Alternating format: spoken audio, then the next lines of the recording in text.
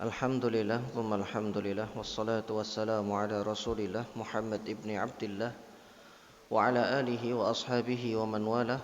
Allahumma anfa'na bima 'allamtana wa 'allimna ma yanfa'una wa zidna ilman wa na'udzu billahi min ahwali ahli nar.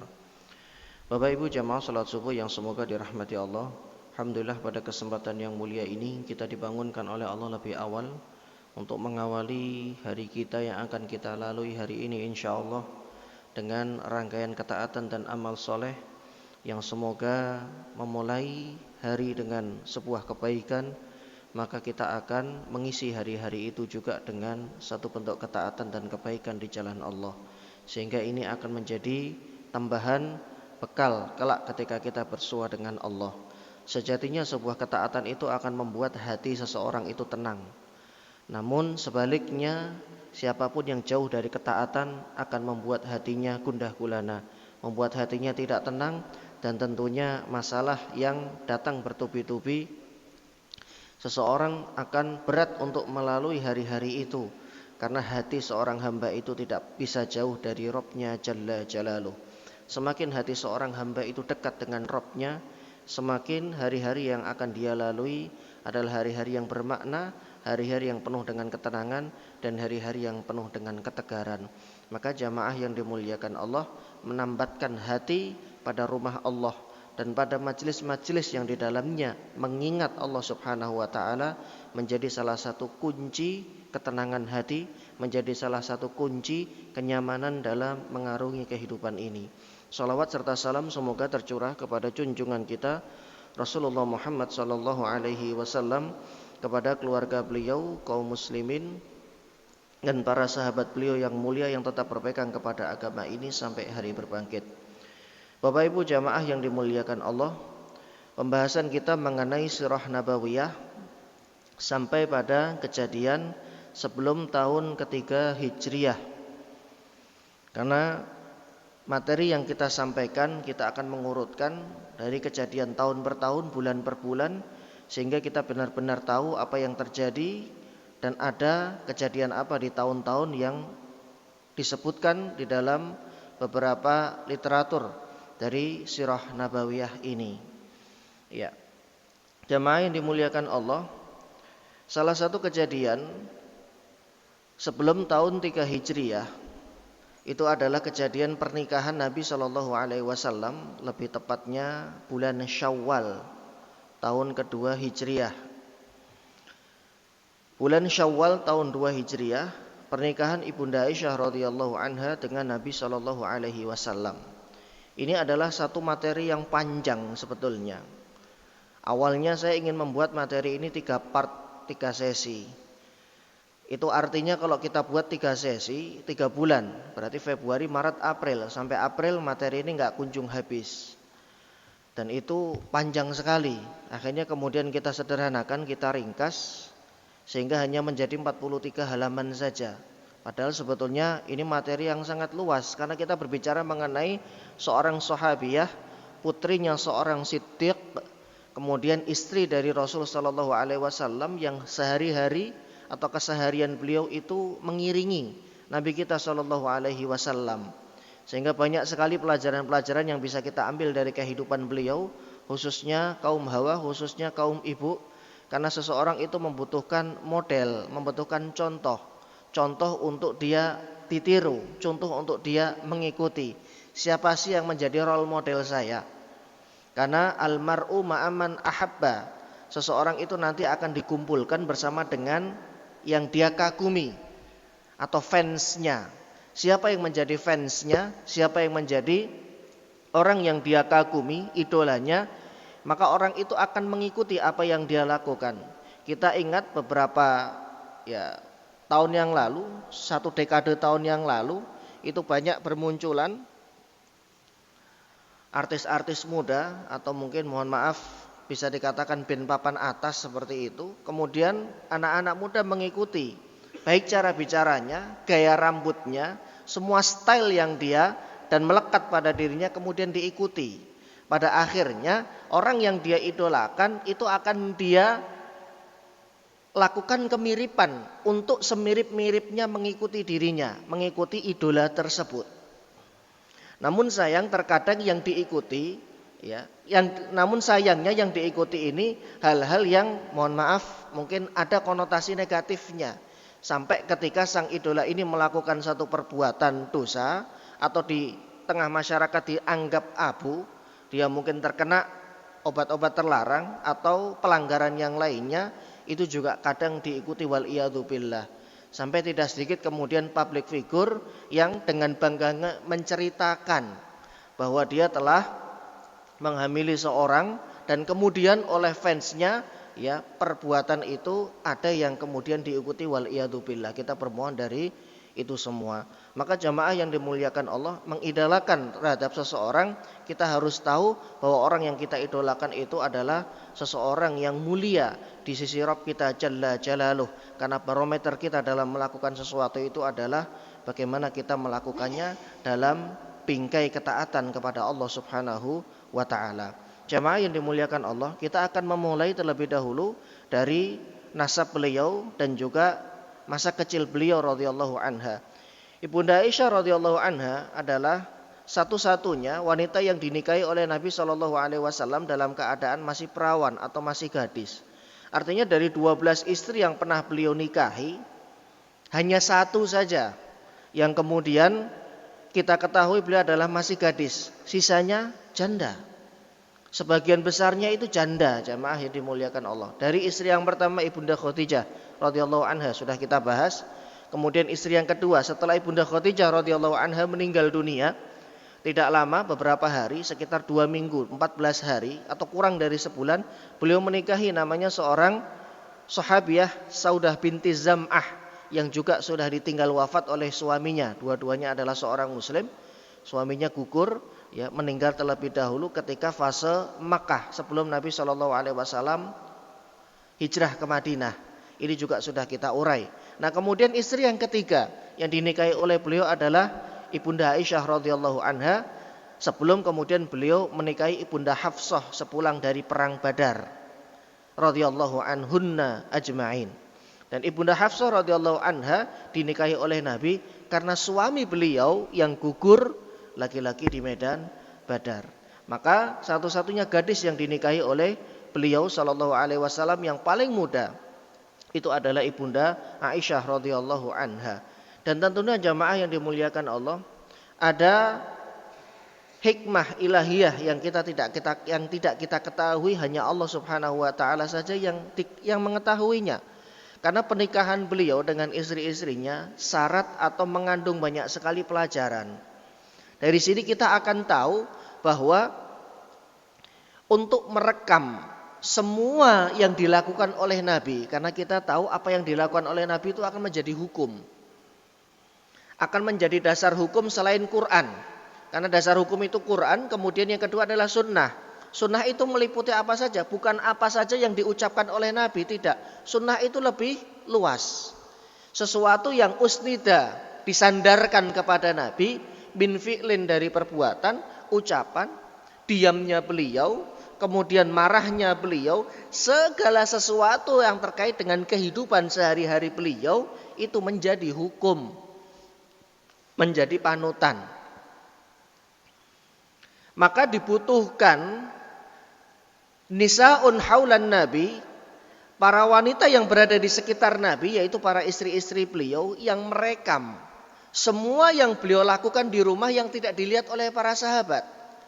Maka dari 12 istri itu, 9 diantaranya meriwayatkan hadis dari Nabi Shallallahu Alaihi Wasallam. 9, berarti kan 75%. Ada 75% dari kehidupan Nabi itu yang direkam oleh istri-istri beliau. Lebih dari 75%, tapi yang merekam itu 75% istri-istri beliau. Karena beberapa di antaranya Ibunda Khadijah sudah terlebih dahulu wafat ketika Rasulullah belum, atau pada saat beliau sudah diangkat menjadi Nabi tapi belum hijrah, beberapa waktu ya setelah diangkat menjadi Nabi dan diangkat menjadi Rasul. Jamaah yang dimuliakan Allah, kalau boleh kita ilustrasikan hari ini dengan berkembangnya teknologi, ada semacam rekaman-rekaman digital, vlog kalau kita boleh katakan seperti itu. Ada seseorang yang ngevlog, yang merekam semua aktivitas hari-harinya. Dan itu dia simpan dalam bentuk digital dengan kapasitas yang tidak kecil, besar. Dari mulai dia bangun tidur sampai kemudian tidur lagi, aktivitasnya di-shoot atau diambil atau direkam oleh kamera. Tujuannya katanya salah satunya adalah mengabadikan momen kebersamaan keluarga atau mungkin anaknya yang baru lahir sampai tumbuh dewasa, sehingga ketika nanti anak ini sudah dewasa ditunjukinlah rekaman masa kecilnya. Lebih kurang seperti itu kalau hari ini dengan teknologi yang maju. Tapi di masa lalu kita belum menemukan teknologi. Bagaimana cara merekam apa yang dilakukan oleh Nabi, kemudian itu menjadi satu hukum yang diikuti oleh semua umat muslim di seantero dunia sampai nanti hari akhir. Salah satunya yang merekam itu adalah para istri Nabi, ummahatul mukminin. Dengan kata lain, semua ummahatul mukminin diberikan oleh Allah karunia kecerdasan. Karena mengingat semua yang dilakukan oleh suaminya, yaitu Nabi SAW. Coba, kalau kita bayangkan di rumah kita, dari sejak kita bangun sampai kita tidur lagi, istri kita bisa ingat kebiasaan kita. Itu kan luar biasa. Kalau ada, karena terkadang lupa, istri kita pun juga lupa.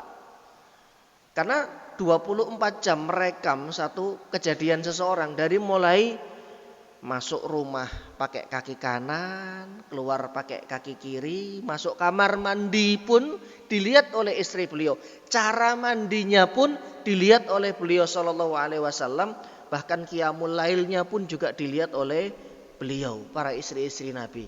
Kemudian sampailah semua fi'luhu, perbuatan Nabi yang kemudian menjadi hukum, dan ketika diikuti berpahala sampai ke tangan kita, sampai ke hadapan kita.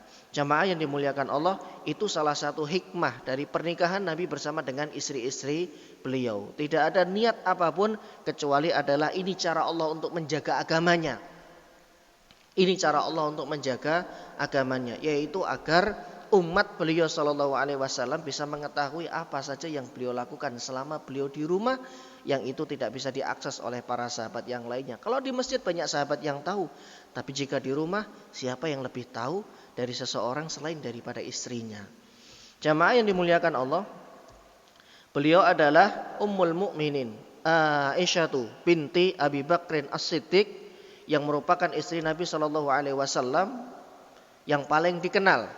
Beliau lahir pada tahun ke-9 sebelum Hijriah, atau pada saat itu Nabi SAW 9 tahun sebelum beliau hijrah. Jadi setelah beliau 4 tahun diangkat menjadi Nabi dan diangkat menjadi Rasul. Dan kemudian beliau memiliki kunyah. Kunyah itu semacam gelar atau julukan, yaitu Ummu Abdillah.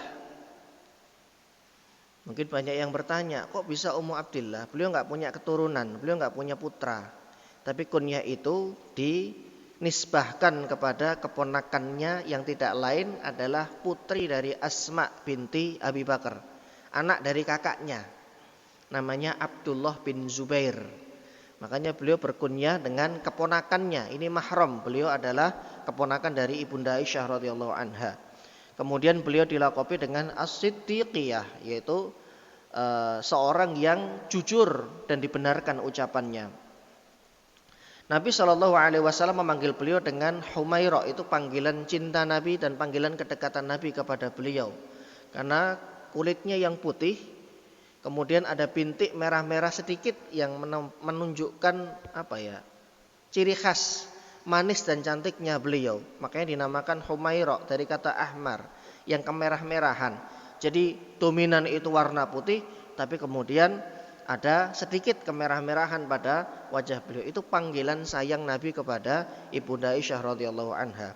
Beliau adalah putri dari sahabat yang mulia Abu Bakar As-Siddiq radhiyallahu anhu, satu di antara 10 orang yang telah dijamin oleh Allah masuk surga, dan salah satu sahabat yang termasuk lebih dulu dan lebih awal dari sahabat yang lainnya memeluk agama Islam.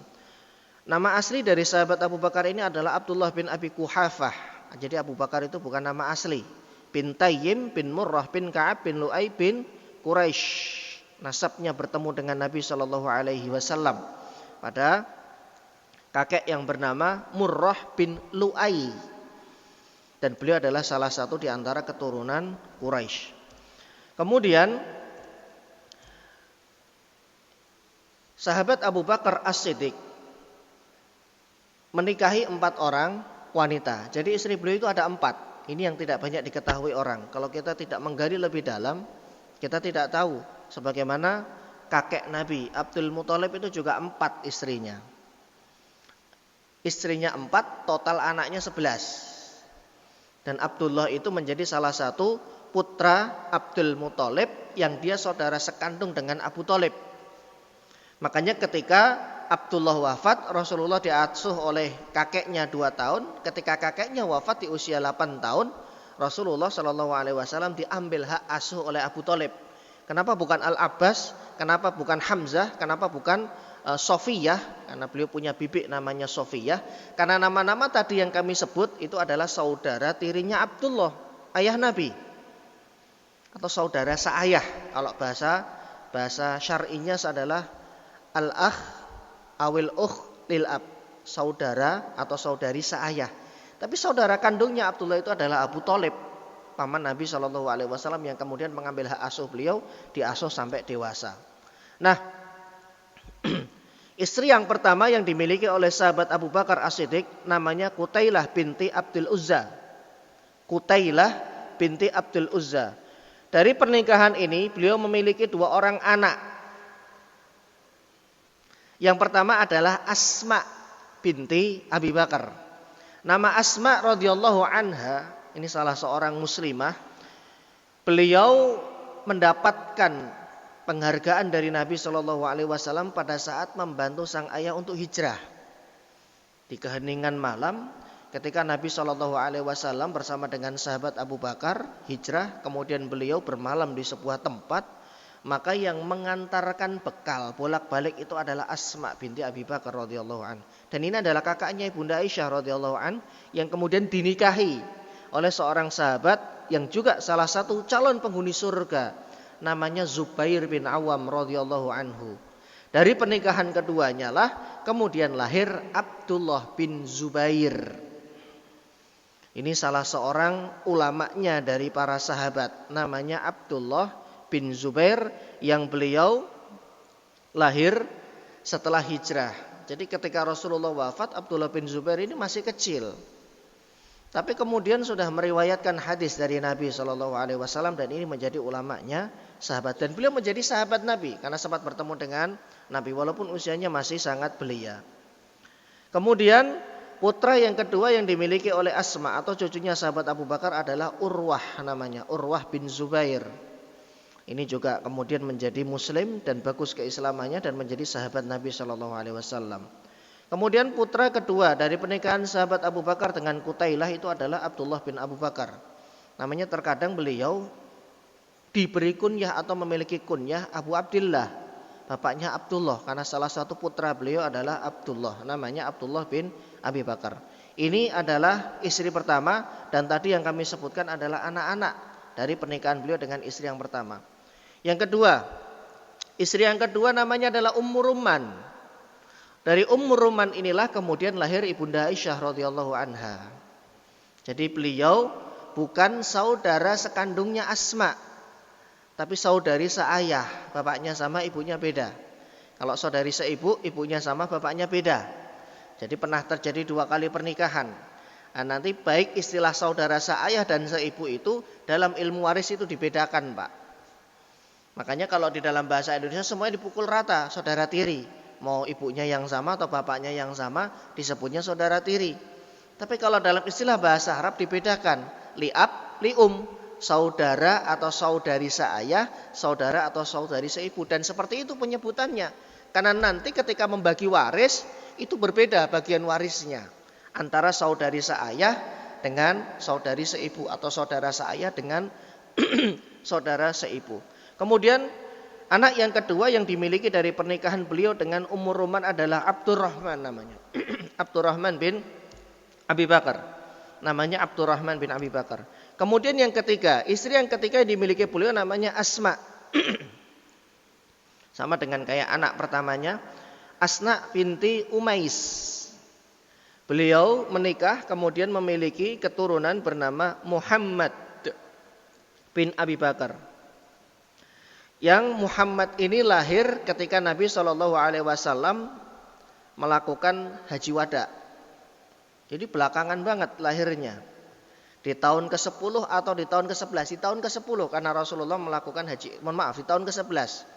Karena Rasulullah SAW wafat di tahun ke-11 di bulan Rabiul Awal. Berarti beliau melakukan haji di tahun ke-10. Di bulan Dzulhijjah. Dan beliau lahir putranya ini Muhammad di sebuah tempat yang kemudian kita kenal dengan namanya Bir Ali hari ini. Itu dari istri ketiga. Kemudian yang istri keempat namanya Habibah binti Kharijah. Melahirkan seorang anak yang bernama Ummu Kulthum binti Abi Bakar As-Siddiq radhiyallahu anhu. Yang kemudian Ummu Kulthum ini dinikahi di kemudian hari oleh sahabat Umar bin Khattab radhiyallahu anha. Jadi jangan kemudian kita bayangkan beliau cuma satu, tidak. Beliau memiliki 4 karena syariat Islam itu membatasi hanya 4 saja. Jamaah yang dimuliakan Allah, semua putra-putri beliau masuk Islam dengan izin Allah karena bapaknya lebih dulu masuk Islam.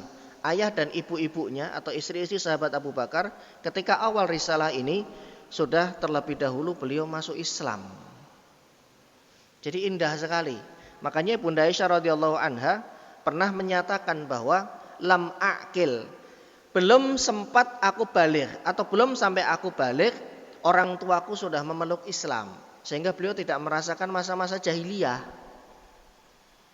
Beliau tidak merasakan masa di mana tidak mengimani Allah Subhanahu wa taala karena langsung diarahkan oleh ayahandanya dan juga ibunya untuk memeluk Islam.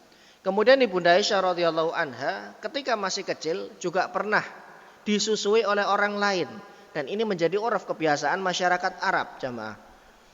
Jadi disusukan, termasuk juga Nabi. Ketika beliau lahir kemudian disusukan oleh Halimatus Sa'diyah. Bukan karena orang tuanya nggak punya ASI, lagi-lagi. Bukan karena ibunya tidak keluar ASI, tidak. Tapi ini salah satunya adalah untuk menjaga, kalau dulu Rasulullah untuk menjaga fasahatul lughah, kefasihan bahasa. Karena Mekah pada saat itu sudah menjadi tumbuh kota yang setiap waktu, setiap bulan, bahkan setiap tahun itu menjadi hilir mudik. Pertemuan dari berbagai macam wilayah. Sehingga kemudian mempengaruhi bahasa. Sebagai contoh, kita yang merantau ke Jakarta atau ke wilayah Tangerang, bahasa kita sudah campur-campur, Pak. Ya, bahasa daerahnya masih ada, bahasa Indonesianya juga ada, kemudian kecampur dengan bahasa-bahasa luar. Contohnya, kalau kita misalkan mau terbang, naik pesawat, delay. Mana ada orang pakai istilah telat, pesawatnya telat, delay. Delay ini kan bukan bahasa Indonesia. Kemudian take off, landing, airport, apalagi pick up. Makanya kalau jenengan pas pulang kampung, ya cerita sama mbahnya. Banyak kebetulan orang Jawa atau orang yang taunya cuma bahasa daerah, misalkan Sunda atau mungkin Padang. Mohon maaf Mbah, tadi pas mau berangkat saya di pick up sama aplikasi online. Nah, sampai airport delay pesawatnya Mbah. Jadi sampai kemudian delaynya itu lama, sampai 5 jam, 6 jam. Udah gitu take off-nya juga lagi cuacanya nggak bagus. Pas landing juga sama, akhirnya delaynya agak telat. Bayi bingung ngomong apa kamu? Delay, airport, delay. Itu sudah kemasukan bahasa itu. Makanya kalau mau bahasa daerahnya masih fasoha, masih fasih, ya kita tinggal di daerah pedalaman, di kampung-kampung yang itu belum kemasukan orang-orang luar, masih orang-orang asli. Ini salah satu hikmah kenapa Rasulullah dititipkan pada saat itu Halimatus Sa'diyah. Di samping desa tempat beliau tumbuh besar itu menjadi tempat yang cukup bagus untuk tumbuh kembangnya anak, udaranya masih segar, tidak ada hiruk pikuk, lalu larang orang. Kemudian di situ pokoknya masih desa banget, di daerah pedalaman yang bahasa Arabnya itu belum tercampur dengan bahasa yang lainnya. Ini menjadi uruf kebiasaan masyarakat Arab, termasuk Ibunda Aisyah dulu pernah dititipkan oleh orang tuanya kepada seseorang untuk disusui. Maka kemudian beliau disusui oleh istri dari seorang namanya Wahil bin Abi Qais. Namanya Wahil bin Abi Qais. Nah, Wahil bin Abi Qais ini punya adik namanya Aflah. Berarti hubungannya apa ini dengan Ibunda Aisyah? Seorang anak yang disusui oleh seorang perempuan, maka ibu itu menjadi ibu susuan. Dan berlaku hukum mahram, Pak. Mereka tidak boleh saling menikahi, termasuk kepada anak-anaknya. Jadi kepada anak dari Wahil bin Qais, beliau mahram karena pernah disusui sama istrinya. Kepada Wahil Abil Qais, beliau menjadi ayah susuan. Berarti kalau beliau punya adik, adiknya apa istilahnya? Om atau paman sesusuan. Karena ternyata ya Aflah ini adalah adik dari istrinya. Kemudian ketika Nabi SAW diturunkan kepada beliau ayat yang terkait dengan hijab, kan berarti kan sudah tidak boleh lagi ketemu atau mandang karena ayat itu terkait dengan hijab. Maka kemudian Ibunda Aisyah sudah tidak mengizinkan lagi pamannya ini memasuki dan mendatangi beliau radhiyallahu anhu, radhiyallahu anha. Akhirnya kemudian ditanyakan kepada Nabi SAW dan beliau mengatakan itu adalah om sesusuanmu karena ada hubungan saling menyusui antara kamu dengan keluarga daripada Wahil ini. Itu sekelumit masa kecil beliau radhiyallahu anha, ya. Sehingga masa kecil beliau adalah masa kecil yang tumbuh kembang dalam lingkungan yang baik, dalam keadaan yang baik. Diriwayatkan oleh Imam Al-Bukhari dan juga Imam Muslim dari Urwah bin Zubair, keponakan beliau, Ibunda Aisyah radhiyallahu anha pernah berkata, ini bukan hadis. Ini adalah ucapan Ibunda Aisyah radhiyallahu anha. Tapi kemudian diriwayatkan oleh Imam Al-Bukhari dan Muslim saking hati-hatinya. Bahkan ucapan yang bukan Rasul pun diriwayatkan dengan jalur periwayatan. Beliau pernah mengatakan lam aqil abawayya illa wahuma yadinani din. Belum aku balik, belum aku usia akil balik, orang tuaku sudah menganut suatu agama yaitu Islam, telah memeluk Islam dan kemudian mengikuti Nabi SAW.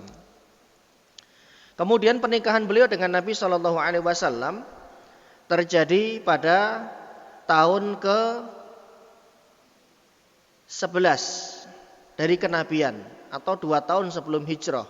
Dan pada saat itu usia beliau masih 6 tahun.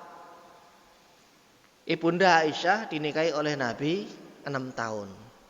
Kalau sekarang rame pasti. Kalau sekarang rame, dulu kita pernah ada kejadian Fulan ya di daerah Jawa Tengah menikahi seorang gadis yang usianya juga masih belia. Itu rame di mana-mana. Komnas Anak turun, Komnas HAM turun, semuanya turun. Jamaah yang dimuliakan Allah, di masa itu urf kebiasaan masyarakatnya seperti ini. Setiap tempat, setiap wilayah itu punya urf, punya kebiasaan. Dan pada saat itu berbeda dengan sekarang. Anak sekarang umur 6 tahun itu ya mungkin masih pakai pampers, belum mandiri. Tapi orang dulu itu sudah dididik oleh orang tuanya menjadi anak yang mandiri dan secara fisik beliau sudah tumbuh besar. Kan orang-orang Arab fisiknya gede, Pak. Coba deh panjenengan kalau lagi umroh. Kalau mau nyium Hajar Aswad susah. Kenapa? Orang-orang Arab tinggi-tinggi, gede-gede. Dosen-dosen kami itu tinggi-tinggi, kita cuma sebahunya, Pak. Gede, tinggi. Posturnya itu tinggi-tinggi. Iya, mohon maaf laki-lakinya, ya perempuannya juga. Karena ada juga dosen-dosen perempuan yang juga sama, posturnya tinggi juga. Nah, Ibunda Aisyah radhiyallahu anha dinikahi di umur 6 tahun. Dan kita tahu waktu itu Nabi itu dicari celahnya, dicari kesalahan beliau. Kalaulah pernikahan ini kemudian ada celah untuk dijatuhkan, maka ini sudah pasti digunakan oleh Abu Jahal, Abu Lahab untuk menjatuhkan Nabi SAW. Tapi nggak kita temukan tuh Abu Jahal nggak berkomentar sama sekali, Abu Lahab juga nggak. Tapi coba hari ini, apa saja yang dilakukan oleh umat Muslim itu selalu dikomentari. Terakhir yang lagi rame itu naudzubillah ya, kadang unik.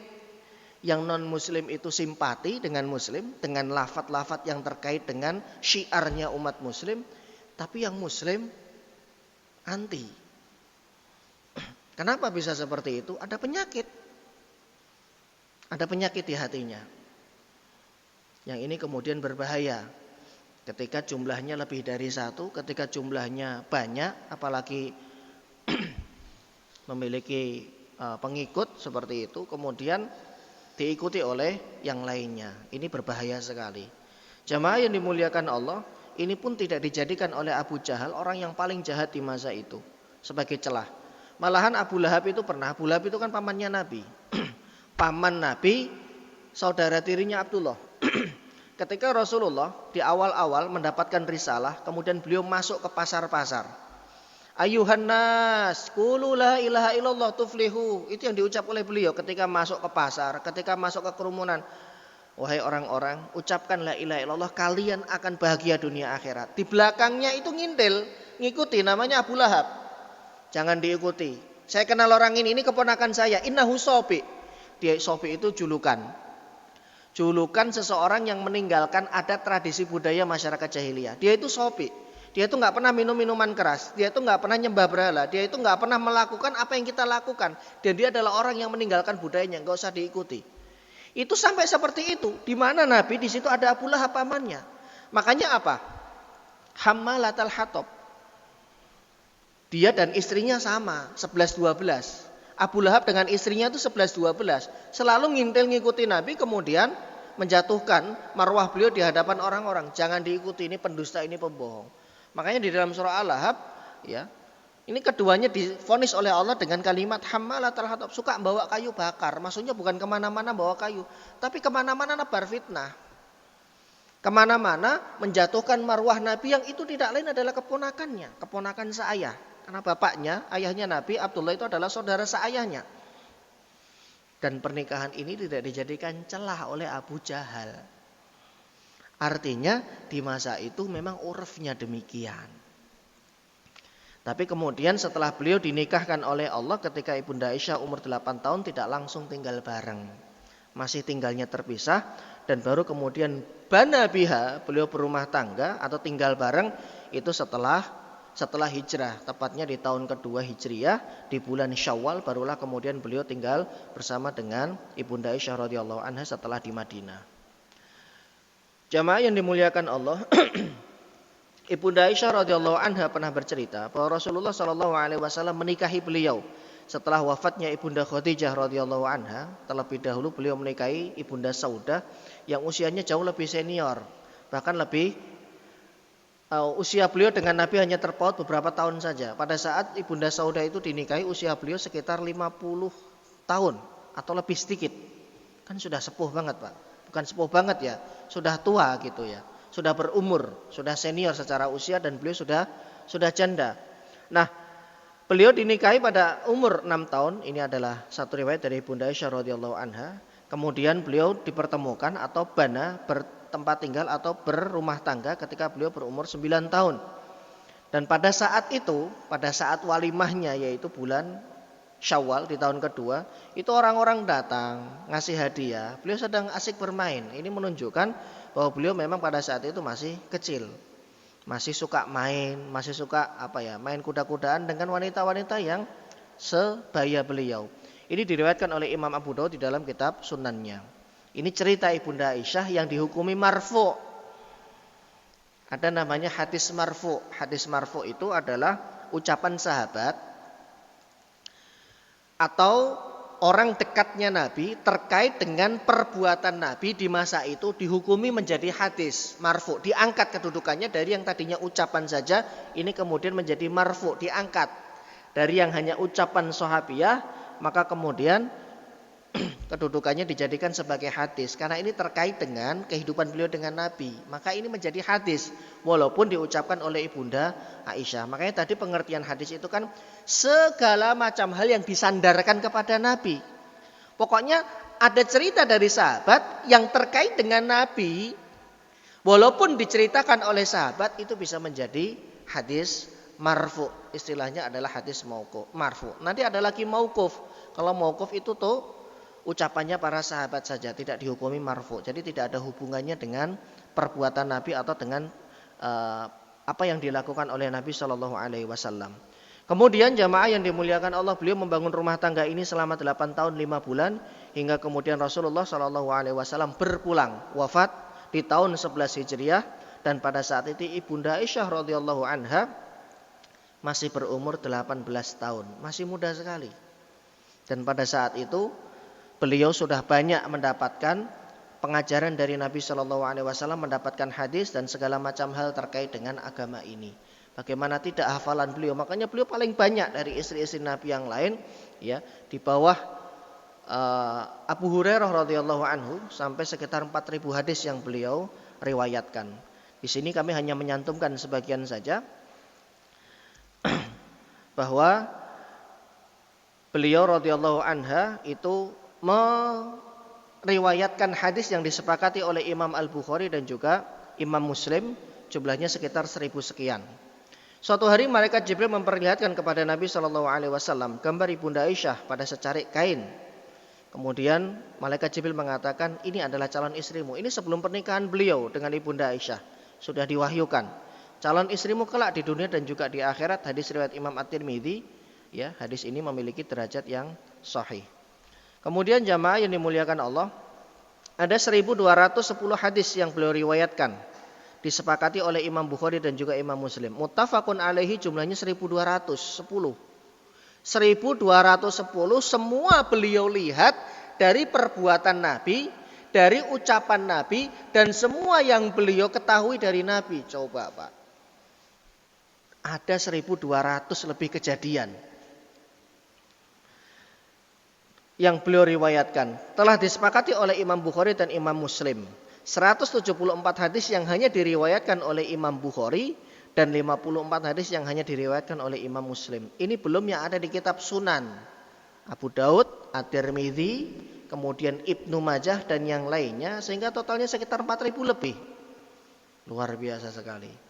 Ada 4.000 irisan dari kehidupan kita seorang suami yang diingat oleh istri kita. Coba ditanyakan nanti sampai rumah, Bu, yang diingat apa, Bu? Ma, yang diingat apa? Dari kebiasaannya. Makanya jamaah yang dimuliakan Allah, yang paling tahu kita itu istri kita. Itulah kenapa ketika sahabat Umar bin Khattab radhiyallahu anhu syahid, gugur, ada salah satu istri beliau yang kemudian menjadi rebutan para sahabat untuk dinikahi, jandanya. Jadi diperebutkan oleh para sahabat, termasuk sahabat Abu Bakar As-Siddiq radhiyallahu anhu, ingin menikahi, ya, mantan istrinya sahabat Umar bin Khattab. Ketika ditanya, apa sih tujuannya? Jawabannya singkat, jawabannya simpel. Karena Anda itu yang paling tahu Amirul Mukminin kesehariannya di rumah. Dan kami ingin menikahi Anda, cuman pengen tahu apa saja yang beliau lakukan di rumah, sehingga kami bisa meniru kebaikan beliau, bisa meniru akhlak beliau, dan bisa menjadi salah satu calon penghuni surga. Ya, di samping pernikahan itu menghalalkan dua, laki-laki dan perempuan, ada tujuan lain yang membuat para sahabat itu kemudian pada berebut ingin menikahi jandanya sahabat Umar bin Khattab setelah beliau wafat, ditusuk dari belakang. Ini kan jarang sekali kita temui. Yang ada itu biasanya, mohon maaf, di urf, di beberapa masyarakat itu karena jandanya itu kaya, karena jandanya itu cantik, misalkan janda kembang, usianya masih di bawah 25 tapi sudah janda, entah dicerai suaminya atau karena suaminya meninggal dunia. Motivasinya lain-lain, tapi ini unik motivasinya. Salah satu alasannya adalah pengen mengetahui ibadahnya sahabat Umar di rumah, karena yang paling tahu ya istrinya. Ini kan beliau orang soleh, orang hebat. Jadi jamaah yang dimuliakan Allah, lebih dari 1.200 apa yang beliau ketahui dari Nabi Shallallahu Alaihi Wasallam, dari keseharian beliau, sehingga kemudian direkam dan sehingga kemudian diceritakan kepada generasi ke generasi. Makanya para sahabat kemudian banyak merujuk kepada beliau mengenai perkara-perkara fikih. Banyak hadis-hadis yang kita temukan. Ya, salah satunya mengenai sholat qobliyahnya Nabi, sholat qobliyah subuh. Itu kan hadisnya diriwayatkan oleh Ibunda Aisyah. Dari sahabat, diriwayatkan oleh Imam Muslim dari Ibunda Aisyah radhiyallahu anha. Nabi SAW bersabda, "Raqatal fajri khairum minad dunya wa ma 'alaiha." 2 rakaat qobliyah subuh itu nilainya lebih baik daripada dunia dan seisinya. Ini fi'liyah, sunnah qauliyahnya. Sunnah fi'liyahnya terkait dengan qiyamul lail, terkait dengan tahajudnya Nabi SAW. Itu juga diriwayatkan oleh Bunda Aisyah radhiyallahu anha. Adalah Nabi SAW belum pernah aku dapati baik di Ramadan maupun selain Ramadan itu melakukan sholat malam lebih dari 11 rakaat. Jadi qiyamul lailnya Nabi dalam hadis yang diriwayatkan oleh Bunda Aisyah itu jumlahnya 11 rakaat. Beliau tidak pernah melihat lebih atau tidak melihat kurang dari itu. Bisa jadi di rumah istri lain beliau melakukannya bisa lebih banyak atau kurang dari itu. Makanya ketika kita kemudian ketemu beberapa hadis, loh kok ini 11? Loh kok ini kok 8? Loh kok ini kok cuma 3? Jamaah, itu bukan karena mohon maaf ada kesalahan perawi, tidak. Karena di satu rumah istri dengan di istri yang lain terkadang beliau berbeda sallallahu alaihi wasallam. Makanya kemudian hadis lain yang juga diriwayatkan oleh Bunda Aisyah radhiyallahu anha, beliau mengatakan bahwa Nabi itu ketika sholat malam itu 4 rakaat. Ini diriwayatkan oleh Bunda Aisyah, riwayat Imam Muslim. Makanya kemudian sebagian masjid melakukan taraweh 4 rakaat salam berdasarkan hadis ini. Tapi hadis ini punya kelanjutan ternyata. Bahwa 4 rakaat 1 kali salamnya Nabi itu sifahnya, kaifiyahnya, tata caranya itu dilakukan dengan 2 kali salam. Ini juga diriwayatkan oleh Ibunda Aisyah radhiyallahu anha. Jadi mana yang paling baik? Yang paling baik itu adalah 2 rakaat salam. 2 rakaat salam dikuatkan oleh riwayat yang lainnya. As-salatu fil laili wan nahari mathna mathna. Salat yang dilakukan di malam maupun siang sunnah ya, bukan wajib. Sunnah itu 2 rakaat. Seperti itu. Sehingga ini adalah yang terbaik dari yang lain. Bukan berarti yang 4 tadi kita katakan salah karena itu ada riwayatnya. Cuman riwayat ini masih punya penjelasan yang juga dijelaskan oleh Ibunda Aisyah radhiyallahu anha yang kemudian menjadi hadis marfu'. Perawinya adalah Imam Muslim. Hadisnya sahih. Jadi itu tentang keseharian Nabi yang direkam oleh beliau radhiyallahu anha. Belum lagi mandi junubnya Nabi, tata caranya. Kemudian siwaknya Nabi. Sampai Bunda Aisyah itu melihat tata cara siwaknya Nabi, cara nyisirnya Nabi. Itu kan gak bisa diketahui oleh sahabat yang lainnya, jamaah. Kemudian beliau juga pernah bercerita Rasulullah itu kalau berbuka itu selalu menggunakan kurma. Siapa ini perawinya? Bunda Aisyah radhiyallahu anha. Kemudian kalau beliau tidak mendapati kurma, hasawatin minal ma. Beliau minum air, beberapa teguk air putih. Yang itu kemudian menjadi role model, menjadi cara berbuka kita. Loh Ustaz, memang gak boleh langsung makan nasi padang. Boleh, silakan Pak, batalin mah dengan apa aja bisa. Tapi ketika kita batalin puasa pakai kurma, kita dapat pahala 2. Pahala buka puasa dan pahala ittiba'u sunnah, mengikuti sunnah. Karena yang dilakukan oleh Nabi seperti itu. Dan semua umat muslim yang meniru copy paste caranya Nabi, dia mendapatkan pahala lebih. Yaitu pahala mengikuti sunnah. Belum lagi mengenai hal yang lainnya. Mengenai mohon maaf masalah kewanitaan. Masalah darah haid. Ini kan para sahabat kalau nanya langsung ke Nabi kan malu. Nabi juga malu. Termasuk juga mengenai mimpi basah. Jadi ini ada cerita yang menarik yang juga diriwayatkan oleh Ibunda Aisyah radhiyallahu anha. Seorang sahabiah itu datang. Nanya kepada Ibunda Aisyah tapi langsung dilempar oleh beliau ke Nabi. Nabi kemudian diam. Sampai kemudian Ibunda Aisyah, ya Rasul, maksudnya adalah seorang wanita. Kalau kemudian dia bangun kemudian melihat basah, apakah dia wajib mandi? Kemudian Rasulullah SAW sambil malu menjawab kepada istrinya, Naam idza ra'atil ma. Iya. Kalau dia melihat air mani maksudnya. Ternyata ini terjadi pada laki-laki dan juga pada perempuan. Ini kan kalau langsung sahabiah itu bertanya kepada Nabi kan malu. Tapi diwakili oleh Bunda Aisyah yang menanyakan. Nah ini salah satu di antara hikmah kenapa beliau SAW menikahi ya nisa haulan Nabi yang oleh Allah Subhanahu wa taala diizinkan lebih dari 4 untuk merekam, untuk menanyakan berbagai macam hal yang terkait dengan masalah kewanitaan. Jamaah yang dimuliakan Allah, Ibunda Aisyah radhiyallahu anha juga memiliki karakteristik dalam hal ibadah yang ini luar biasa sekali. Salah satunya diceritakan oleh Imam Az-Zahabi di dalam Syiar A'lamin Nubala. Beliau menyebutkan bahwa Ibunda Aisyah radhiyallahu anha itu pernah atau selalu berpuasa, dan kadang beliau puasa dahar, puasa sepanjang masa. Maksudnya tidak ada jeda hari, terus buka, besok lagi puasa, besok lagi puasa. Daud kah, Senin Kamis kah, Masya Allah. Puasa ini berat Pak. Yang tidak biasa melakukan itu berat. Apalagi kalau kita hanya terbiasanya puasa Ramadan. Itu berat sekali kalau mau Senin Kamis, mau Ayyamul Bid, itu berat. Tapi di terik yang panas, waktu itu kan belum ada AC. Beliau radhiyallahu anhu setelah ditinggal wafat oleh Nabi, tidak pernah putus melakukan puasa sunnah. Bukan puasa wajib ya, puasa sunnah. Kalau wajib itu pasti.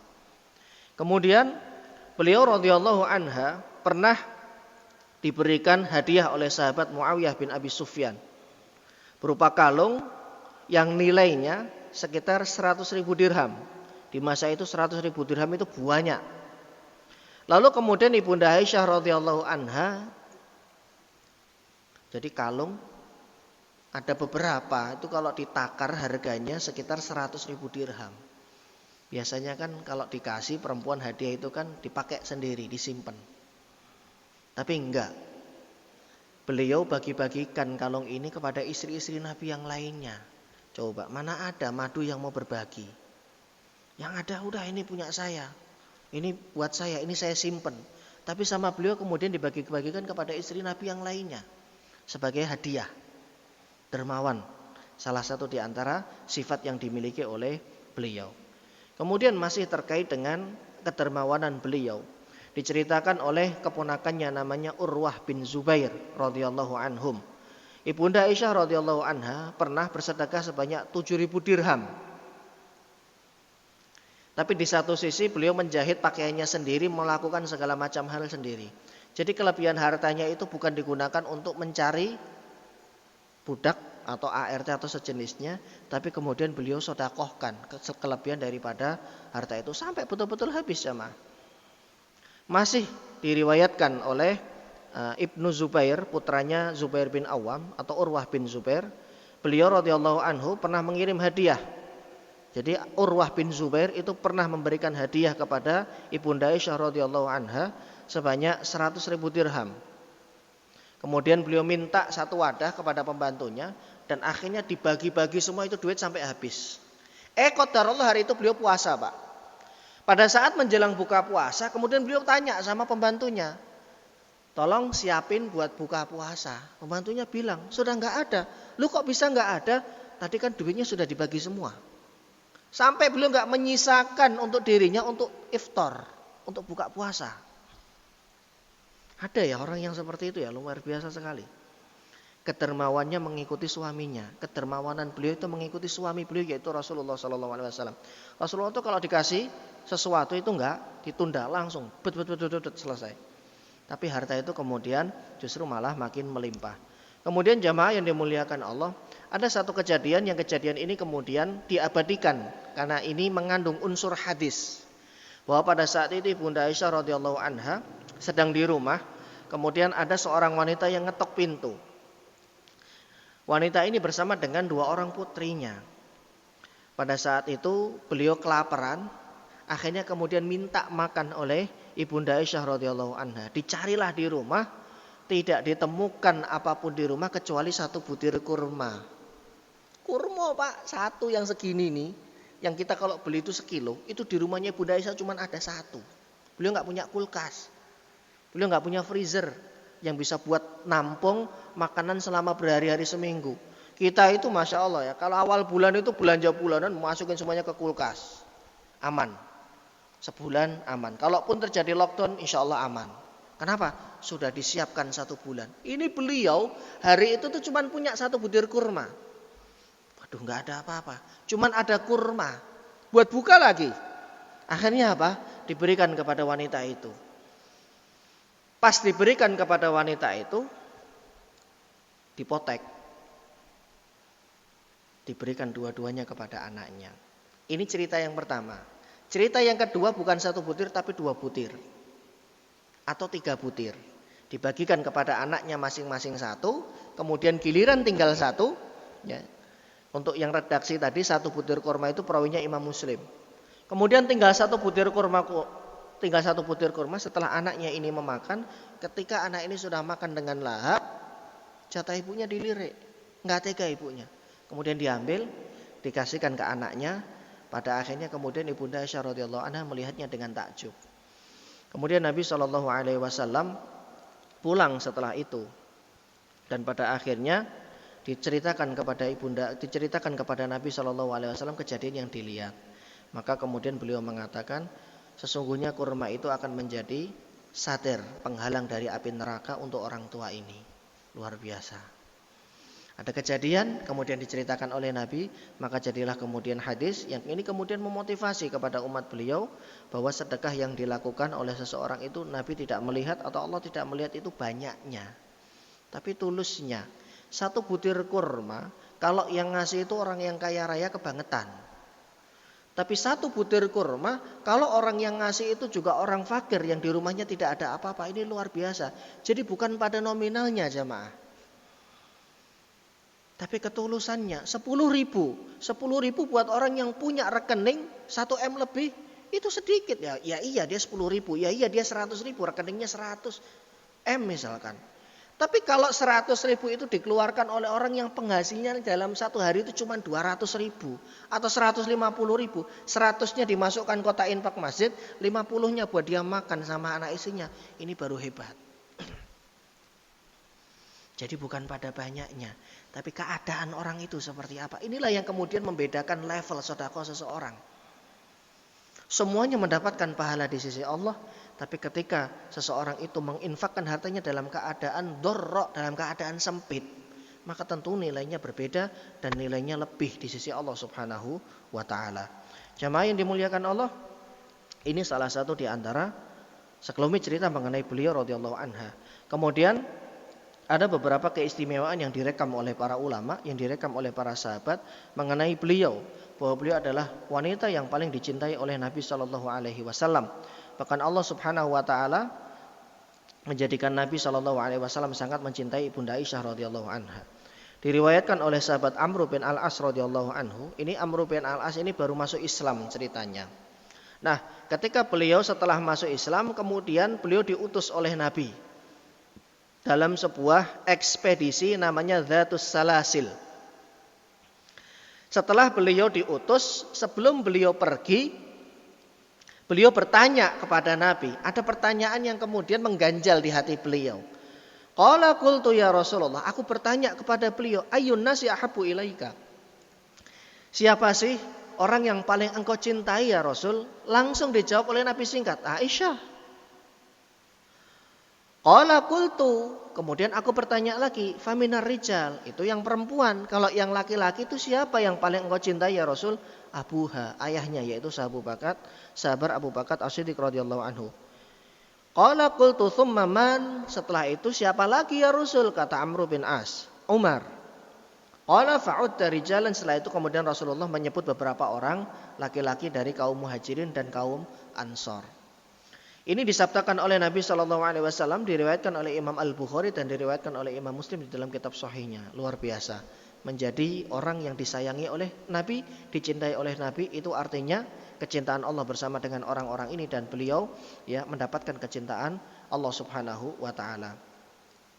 Beberapa istri Nabi pernah protes kepada Nabi karena para sahabat. Jadi ada kebiasaan para sahabat itu untuk mencari keridhaan Nabi. Itu kalau ngasih hadiah itu selalu waktu giliran Nabi itu berada di rumah Ibunda Aisyah, karena para sahabat tahu itu sudah menjadi hal yang diketahui oleh khalayak. Kalau di antara istri Nabi yang paling dicintai itu adalah Ibunda Aisyah radhiyallahu anha. Ingat, ini bukan karena hawa nafsu, wa ma yantiqu anil hawa. Ini adalah wahyu. Ada satu pelajaran yang kemudian boleh jadi sampai hari ini tidak diketahui oleh orang-orang, bahwa kenapa yang Allah tunjuk sebagai kecintaannya setelah Ibunda Khadijah tentunya ya. Ini pada saat istri-istri Nabi semuanya masih hidup, selain Ibunda Khadijah, kenapa yang ditunjuk oleh Allah kecintaannya itu adalah Ibunda Aisyah radhiyallahu anha? Itu ada hikmahnya jamaah yang dimuliakan Allah. Sampai para sahabat itu untuk nyenengin Nabi, kalau ngasih hadiah selalu pada saat giliran Nabi berada di rumahnya Ibunda Aisyah radhiyallahu anha. Sampai kemudian ya mereka istri-istri Nabi itu iri, protes. Maka kemudian mereka menyuruh Ummu Salamah untuk menemui Nabi SAW dan kemudian membicarakan mengenai Ibunda Aisyah. Protes, kenapa sih selalu beliau? Kenapa sih bukan kami? Kenapa selalu beliau? Maka kemudian Rasulullah mengatakan, la tu'dzuni fi Aisyah. Kamu jangan menyakitiku dengan, mohon maaf, membicarakan mengenai istriku ini. Protes kejelekannya atau yang lain. Fa innal wahya lam ya'tini wa ana fi thawbi imra'atin illa Aisyah. Ini salah satu keutamaan beliau. Karena pernah dalam satu momen di mana wahyu itu turun, sedangkan aku satu selimut dengan Ibunda Aisyah radhiyallahu anha. Coba, kenapa Allah memilih menurunkan wahyu pas beliau giliran di rumah Ibunda Aisyah pas lagi selimutan bareng? Ini kan suami istri boleh. Ini kan menunjukkan kenapa malaikat Jibril nggak mau nunda gitu loh, ketika beliau nggak berselimut dengan Ibunda Aisyah. Tapi saat itu juga, ini kan bukan sesuatu yang kebetulan jamaah. Ini ada isyarah, itu. Ada isyarat yang ingin Allah sampaikan bahwa fiha, pada diri beliau itu ada sesuatu yang Allah muliakan, melebihi dari istri-istri yang lainnya. Maka hadis ini diriwayatkan oleh Imam Al-Bukhari di dalam kitab sahihnya. Kemudian Nabi SAW bersabda dalam sebuah kesempatan, "Kamula minar rijali katsir." Orang yang mulia atau orang yang sempurna dari kalangan laki-laki itu banyak. Walam yakmul minan nisa'i illa.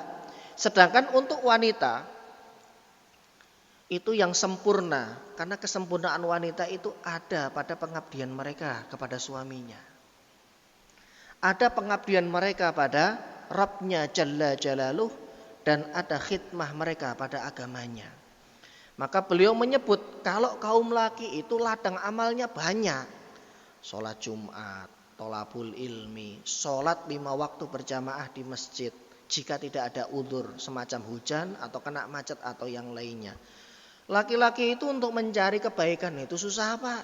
Untuk mencari surga lebih susah. Tapi tidak untuk perempuan. Dalam hadis riwayat Imam Abu Daud, Nabi itu mengatakan, simpel perempuan itu melakukan 4 hal itu masuk surga.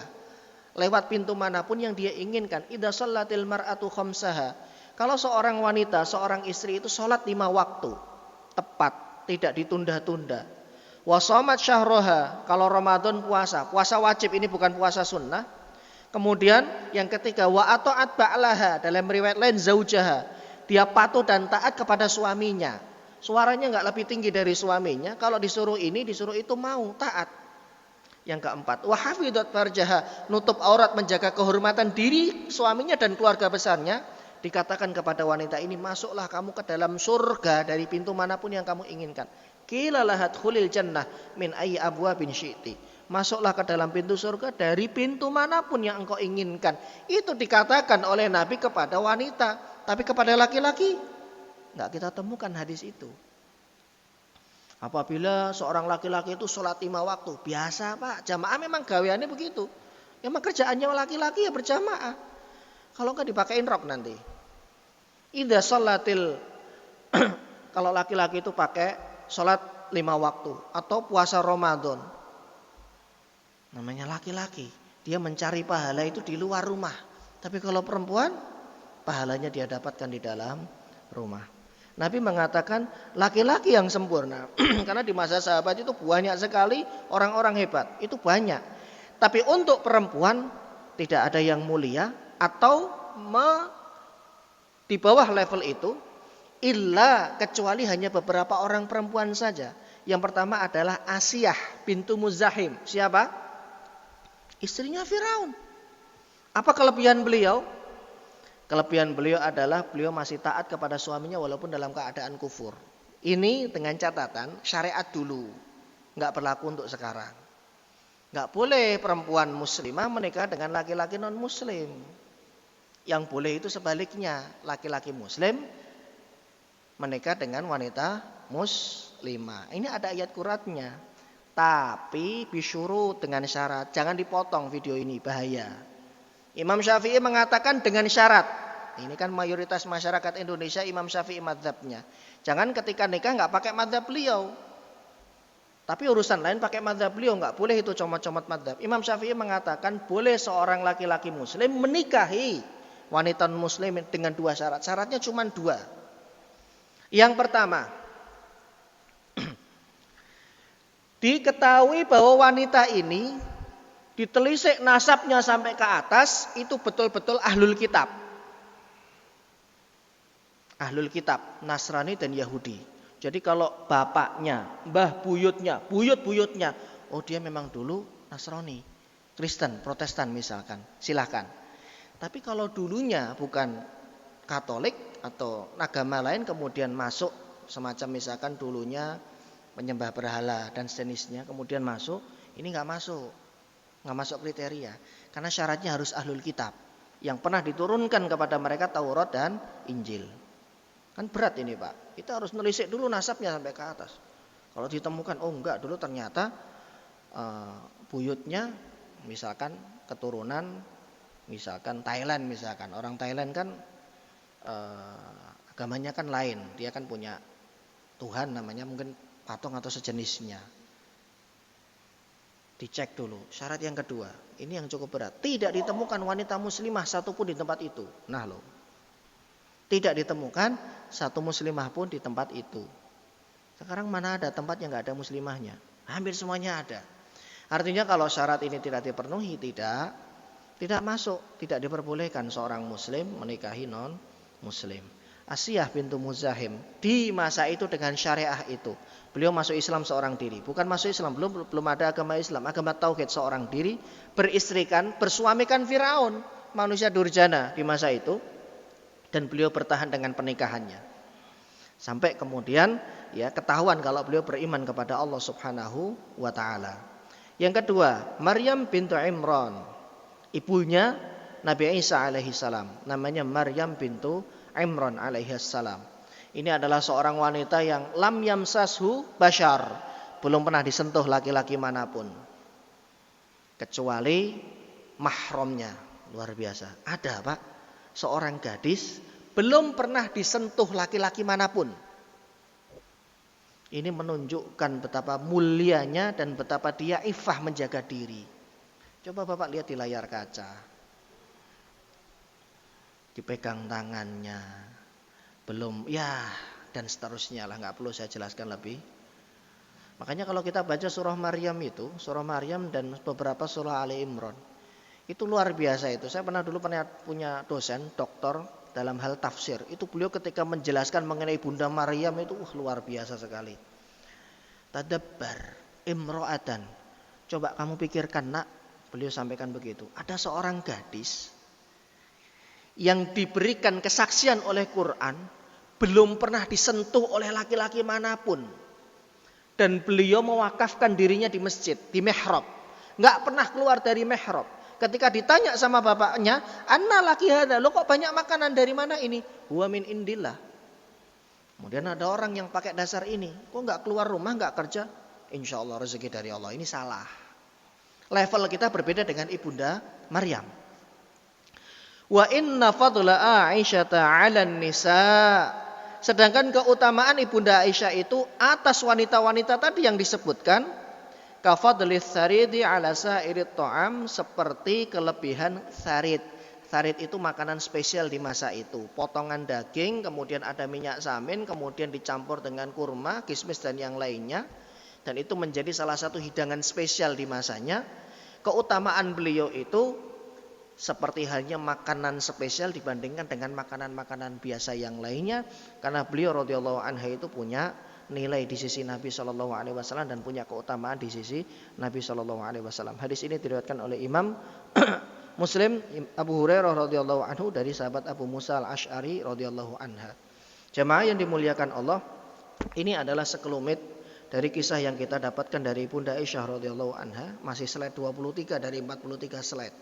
Ini kalau saya lanjutkan bisa sampai jam 7. Padahal di dalam slide ini ada nanti di akhir dari usia beliau ada satu kejadian fitnah akhir zaman yang disebutkan oleh Nabi sampai beliau itu terseret dalam perang Jamal.